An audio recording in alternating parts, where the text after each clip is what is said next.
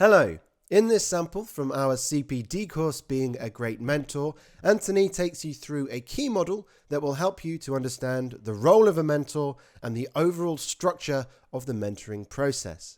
And by the end, you should understand a bit more about what it takes to become a great mentor.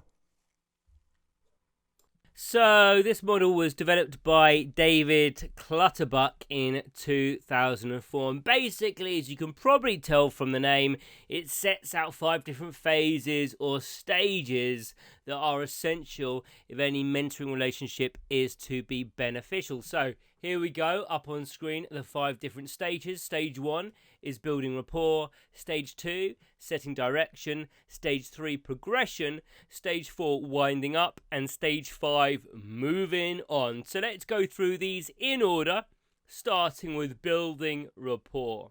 Now, this is something I talked about in the LBJ example a lot, wasn't it? Because the first step to a successful mentoring relationship is making sure that rapport exists between the mentor and the mentee. But although I mentioned it with LBJ, what do I exactly mean when I'm talking about rapport? Basically, it's going to mean primarily that the prospective mentor and mentee spend time with each other and become at ease with one another in each other's company. Now, as a prospective mentor, you should be asking the mentee what they want to gain from the relationship and try to get an idea about what motivates them in this stage 1 time. Because you may find that the mentee's aspirations actually differ from what you expected. And so you may think, well, actually, I'm not able or perhaps comfortable to mentor this individual. And that goes for the mentee as well. They might think, well, actually, we want 2 different things from this, or they're just not suitable for me. So basically what I'm saying here is you try to find out whether you and the mentee are compatible right at stage 1 rather than in the later stages where both of you may have invested a lot of time pointlessly. However, this stage isn't just about finding out whether your values and aspirations are compatible. It's also finding out whether your personalities are compatible and whether a level of trust can exist between you and the mentee. Now, you might find there's an instant rapport, the mentee's really open, they're really honest, and you might find it really easy to start a conversation. However, what happens if the mentee finds it difficult to open up? Perhaps they don't fully trust you yet. Or perhaps they may feel that actually they're talking too much, they might be being impolite. Now, if this does happen when you're mentoring, don't panic, because this stage doesn't just happen in one meeting.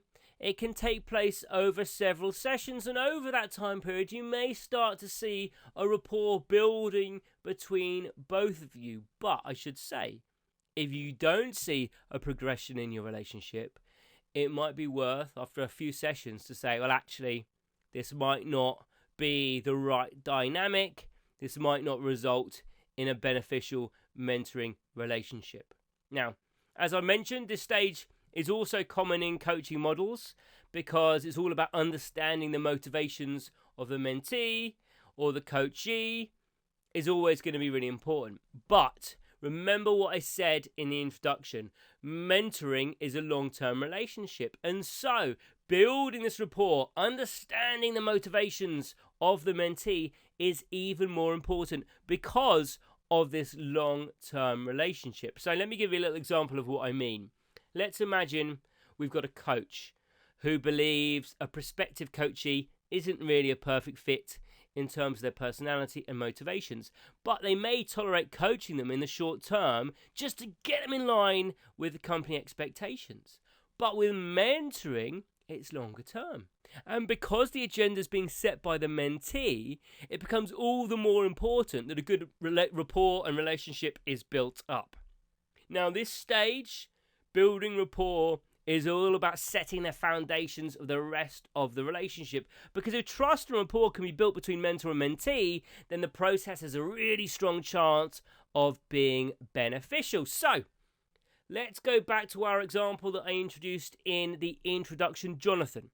So Jonathan initially approached Roger about mentoring, But after a couple of sessions, it was clear that this wouldn't be a fruitful relationship because Jonathan didn't like Roger's approach of constantly offering suggestions. And actually, Roger began to dislike Jonathan's personality. He found him far too ambitious for his liking. And so it was decided early on to stop this mentoring relationship. And instead, Jonathan turned to Peter. And actually, they got on really well. And they shared the same values. So that is stage one.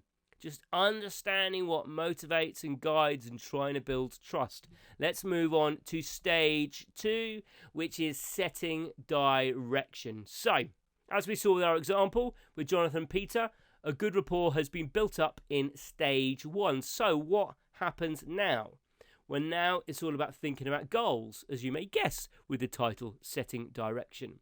Now, in this stage, the mentor asks the mentee what goals they want to achieve and when are they looking to achieve them by. I wonder if LBJ, in his very first mentoring relationship, said, yeah, actually, my goal is I want to become president of the United States. What the mentor would have said to that.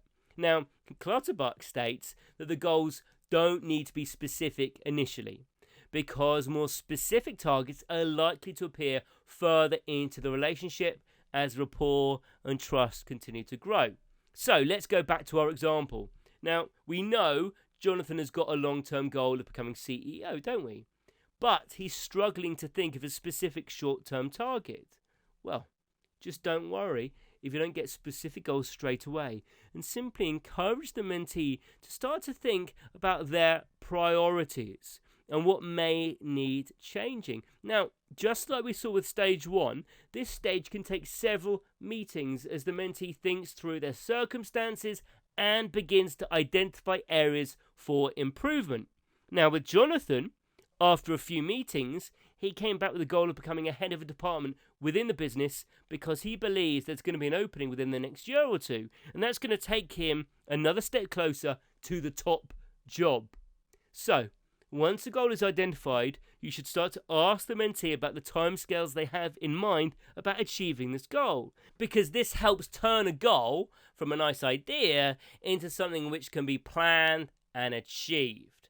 And that's what we're going to be looking at in the next step, which is progression. And sorry I brought out that Jonathan logo a little late there, but we're on to stage 3. Now, we've set our initial goal. Now we need a plan of action. So you need to encourage the mentee to think about how best to achieve their goals by asking questions about the viability of their targets and the viability of their next steps. Now, this stage 3, is going to take up the most time out of all 5 stages, because it's not only concerning the creation of the plan, it also concerns regular review sessions just to check in, just to see how the mentee's progressing against the plan. And if the mentee hasn't met the agreed targets, then you need to find out why they haven't. Could it be a lack of motivation? And maybe then you would start to question why the mentee isn't fully motivated. Or perhaps there may have been some unforeseen circumstances that means the plan has to be adapted to take those into account. Now, it's vital to remember that the mentee sets the agenda of the meeting, and it can be really tempting to micromanage the mentee in these meetings, but that's just not the point. These progress meetings are going to be most useful if the mentee is the one that sets the agenda and talks openly about the progress, and also talks openly about any struggles they're facing. And that's why it's really important that this rapport has been established, why trust has been established, so the mentee can feel really open and honest about any problems that they've encountered. Now, this stage is really common in coaching and mentoring models, and in all the models we've considered, once a goal has been set, it's really important that a plan is then formed and then the plan is reviewed periodically. Now, where mentoring differs is that in the nature of the goals. Because remember, mentoring goals are more concerned with the individual's ideas regarding their career development, whereas with coaching, we saw it normally concerned a specific skill or behavior that was linked to the needs of the organization. Now, it's also really important to celebrate success when progress is made and when targets are hit. Mentoring sessions shouldn't just be talking about any struggles the mentee is facing, because then eventually they might end up being a little bit depressing, and neither mentee or mentor is going to particularly look forward to them. So, where relevant, you should congratulate the mentee on their achievements and just really highlight how far they've come and how much they're progressing towards their goal. So let's go back to our example, Jonathan. We know Jonathan's got a goal of getting promoted, but actually he's realised he's going to have to do some work first. He just can't get promoted. So he agrees with Peter, remember Peter's his mentor, on how to reach this overall goal. And this includes going on a management course and doing further research into the role he's going to actually end up applying for. And he arranges to meet up once a month with Peter to discuss his progress about how he's going against this plan. So there we go, that's stage 3. We can move on now to winding up, which is stage 4. So, as the progression stage progresses and it appears the target is getting closer and closer to being met, the mentor and the mentee have to start to think about what happens next. Now, it may be the case that throughout this process, another goal has appeared. Now, it could be related to the original goal. Let's imagine, for example, the mentee is receiving mentoring about career progression. Perhaps once they've reached a stage, they already may be thinking about the next step. Or perhaps it's not related to the original goal. Perhaps it's something completely unrelated. Now, if this is the case, it could be beneficial to continue the relationship, repeating the setting direction and progression stages for the new goal. So, let's bring Jonathan up again. He's set an initial target with his mentor of becoming the head of department. But once he's met that target, he's going to be thinking about the next step. So, Jonathan and Peter continue the mentoring relationship to create new targets. Most likely in this case, it would be another promotion. But there may not be any obvious new targets. And if this is the case, it's time to consider winding up the mentoring process. Now, this is really important because there could be a danger that mentoring may just be dragging on for too long. And if that's the case, the mentee may be becoming dependent on the mentor. Mentoring is all about helping the mentee reach their targets and then eventually go it alone. So dependence on you as the mentor will ultimately be counterproductive.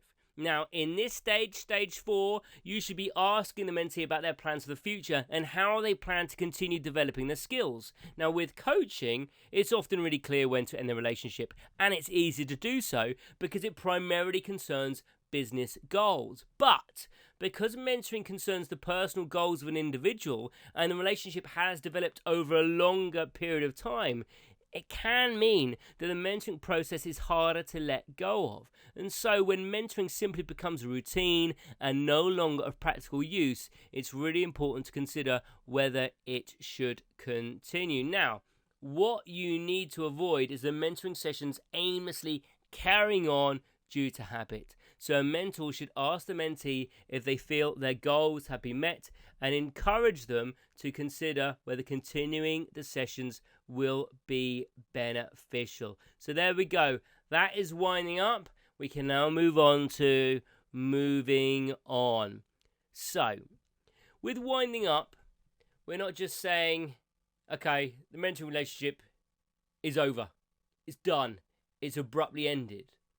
You should really make sure that the mentee's successes are celebrated, just to show them how far they've come through the process. And you should also question the mentee regarding how they will deal with any issues they encounter down the line and who they're going to go to if they need help. Now, what this stage seeks to avoid is the process ending through a drifting away between the mentor and the mentee.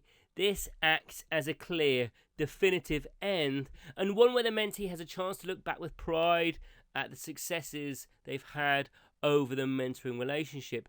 It doesn't mean that the mentor and the mentee can never meet again, because in many cases, the mentor and the mentee are going to be sharing a workspace. They could continue to socialise as colleagues, as friends. All this marks the end of is the mentoring relationship, so you'll no longer be mentor and mentee.